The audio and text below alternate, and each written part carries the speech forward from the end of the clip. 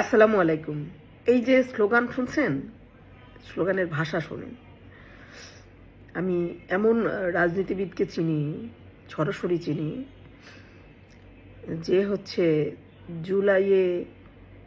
24 জুলাইয়ে যখন এই ধরনের স্লোগান দিয়ে শেখ হাসিনাকে ভূষিত করা হচ্ছিল, তখন মানে কি যে খুশি হচ্ছিল যে শেখ হাসিনাকে নিয়ে এইরকম নোংরা ভাষায় স্লোগান দিচ্ছে মানুষ, এবং এটাতে তারা খুব তৃপ্তি বোধ করছে।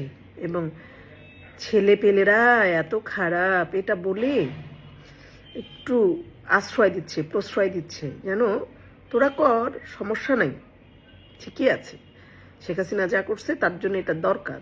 সে ভালোবাসা ডিমান্ড করে না।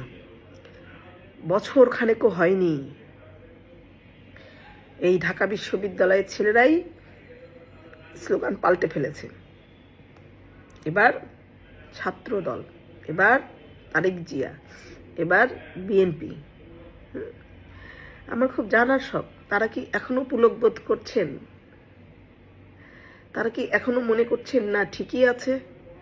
ছেলেপেলেরা কেন যে এত বদ, দুষ্টু, এত দুষ্টু যে কাউকে রেসপেক্ট করে না। শুনেন, এটাই হচ্ছে প্রকৃতির নিয়ম। কারোর জন্য গর্ত খুঁড়বেন, সেই গর্ত আপনাকেই পড়তে হবে। আপনি যদি মনে করেন এই গর্তটা সঠিক না, শুরুতে এটাকে বন্ধ করে দেওয়ার জন্য উদ্যোগ নিতে হবে। যদি তা না নেন, ওই গর্তে আপনাকেও পড়তে হবে, কোনো সন্দেহ নেই।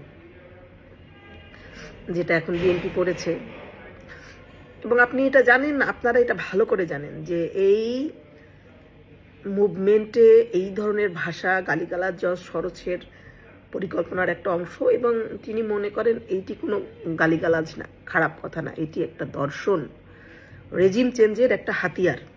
ঠিক আছে, রেজিম চেঞ্জের যে হাতিয়ার হিসেবে ব্যবহার করছে এই যে নোংরা ভাষায় গালিগালাজ, এটা তো খুব সামান্য। আরো কত নোংরা ভাষায় আমরা স্লোগান শুনেছি না? এর প্রত্যেকটি স্লোগান, এর প্রত্যেকটি বাক্য শুধু নাম বদল হয়ে আপনাদের ঘরে আসবে। যারা যারা এই স্লোগানকে সাপোর্ট দিয়ে নিজেরাও স্লোগানটা দিয়েছেন, নিশ্চিত থাকেন আপনাদের ঘরেও এই স্লোগান, আপনাদেরকে নিয়েও একই স্লোগান হবে। কারণ অন্ধ হলেই প্রলয় বন্ধ হয়ে যায় না। এরা একটা খারাপ, এদের লক্ষ্য উদ্দেশ্য খারাপ, এরা ভুল পথে পরিচালিত একটা দল। এবং আপনি খেয়াল করে দেখবেন, এরা কখনো এই দলটা যে ছাত্র দলকে, ছাত্রলীগকে এইভাবে নোংরা ভাষায় স্লোগান দিচ্ছে, এই দলটা কখনো জামায়াতকে দিবে না এই গালি। কেন দিবে না? কারণ জামায়াত হচ্ছে এই গালির উদ্যোক্তা। তাদের মুখে এই বুলি তুলে দিয়েছে জামায়াত শিবির ছাত্রী সংঘ। সুতরাং যে স্রষ্টা, যে উদ্যোক্তা, তাকে তো তারা ভুলতে পারবে না। এটি সব অন্যান্য দলের জন্য তৈরি করা, নিজেদের জন্য না। কিন্তু কথা হচ্ছে আমার অন্যখানে। ঢাকা বিশ্ববিদ্যালয়কে বলা হয় প্রাচ্যের অক্সফোর্ড, এবং এখানে যারা ভর্তি হয় তাদেরকে বলা হয় সব থেকে মেধাবী। তাদের মেধা এই স্লোগান তৈরিতে ব্যবহার করছেন। প্রশ্ন এটা আমার, এই যে মেধাবী ছাত্ররা এই স্লোগান তৈরিতে কাজ করছেন, এই নোংরা ভাষায় অশ্রদ্ধা, অসম্মানের বাক্য তৈরি করছেন, আপনাদের মেধা এটার জন্য রিজার্ভ করে রেখেছিলেন, সেটা এখন ব্যবহার করছেন। অথচ তাদের দিকে আমাদের বাংলাদেশ তাকিয়ে, তাদের দিকে গোটা বিশ্ব তাকিয়ে, তাদের একটা মহৎ উদ্যোগ, ভালো উদ্যোগ শুধু নষ্ট হতে বসেছে কুপথে যাওয়ার কারণে, কুমন্ত্রণার কারণে। দেখেন, 1971 সালে জামায়াত কি একা করেছে বাংলাদেশের মানুষের সাথে বেইমানি? তার সহযোগী ছিল না? কারা ছিল? তখনও এরা একদল মানুষকে প্রভাবিত করতে পেরেছিল। হ্যাঁ, এবং 24 এসেও তারা একই রকম প্রভাব খাটিয়ে, হ্যাঁ, নতুন নতুন স্লোগান মুখে দিয়ে, বাচ্চাদের মুখে দিয়ে, বাচ্চাদেরকে সামনে দিয়ে একটা মুভমেন্ট তৈরির জল্পনা কল্পনা দেখছে। কিন্তু এইটি আসলে মুখ থুবড়ে পড়বে, এটাই স্বাভাবিক। আপনারা ভালো করে জানেন না, উমামা ফাতেমা জামায়াতের আরেকটি চাল। মামা এনসিপি ছাড়লো, বৈষম্যবিরোধী ছাত্র আন্দোলন ছাড়লো, কি অভিযোগে বলেন তো? সততা, দুর্নীতির অভিযোগ দিয়ে। জামায়াতে ইসলাম নিজেদেরকে ব্র্যান্ডিং করে কিভাবে? আমরা সৎ, আমরা ন্যায় বিচার প্রতিষ্ঠা, আমাদের এখানে কোনো অন্যায় কোনো কিছু প্রশ্রয় আমরা দেই না, আমরা চাঁদাবাজি করি না। বহু রেকর্ড আছে, বহু ভিডিও আছে যেখানে জামায়াত চাঁদাবাজি করে, তার প্রমাণ আছে। বহু হুজুরের বক্তব্যে আছে যে জামায়াত সব বলে, সব বিষয় লেখে, কিন্তু নিজেদের আকিদা কি সেটা বলে না।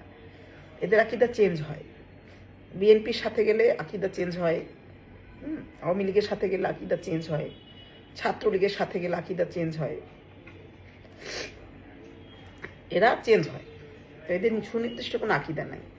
আর যেখানে ইসলাম, বহু মানুষ, বহু আলেম বলেছে যে কমিউনিস্টেও ইসলাম, কমিউনিস্ট যদি দেশ পরিচালনা করে সেখানেও ইসলাম আসতে পারে, কিন্তু জামায়াতে ইসলাম যদি আসে কখনো দেশে ইসলাম আসবে না। দেখেন, ইসলামের সাথে শাসনভারের কোনো যোগসাজশ নেই।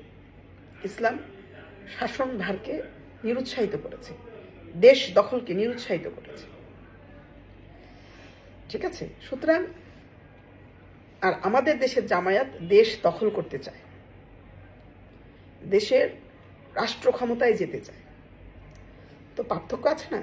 কোথায় ইসলাম? জামায়াতে ইসলামের তারা জামায়াতে ইসলামের ঠেকা নিছে, কিন্তু কাজ করছে রাষ্ট্র গঠনের। লোভ, এই দলটাকে লোভ শেষ করে দিল। আমি শুধু আজকে যে বিষয়টা শুধু বলবো, ঢাকা ইউনিভার্সিটির শুধু ছেলে না, সবগুলো ইউনিভার্সিটির ইয়াং জেনারেশনকে বলবো যে বাবা, তোমরা তোমাদের মেধাকে সঠিক কাজে লাগাও।